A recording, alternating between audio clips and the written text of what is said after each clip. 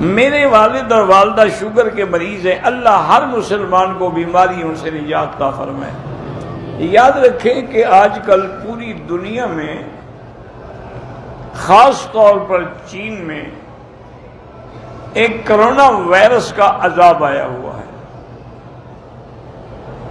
نعوذ باللہ، بڑا متعدی مرض ہے، وہ پھیلتا جا رہا ہے، ہزاروں لوگ جو ہیں اس سے متاثر ہو چکے ہیں۔ اب لوگوں کو علیحدہ رکھا جاتا ہے، دوسروں کے ساتھ ملنے بھی نہیں دیا جاتا۔ ہمارے اپنے لڑکے پاکستان کے جو وہاں پڑھے وہ بیچارے پھنسے ہوئے ہیں، اور بھی کئی لوگ ہیں۔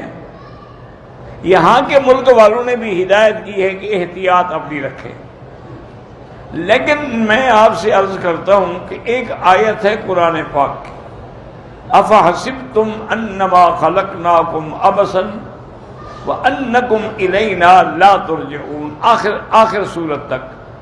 یہ آیت اگر آپ صبح کو 3 دفعہ پڑھ لیں اور رات کو 3 دفعہ پڑھ لیں تو کبھی کوئی موذی مرض آپ کے پاس نہیں آئے گی، تمام موذی مرضوں سے آپ کو نجات مل جائے گی۔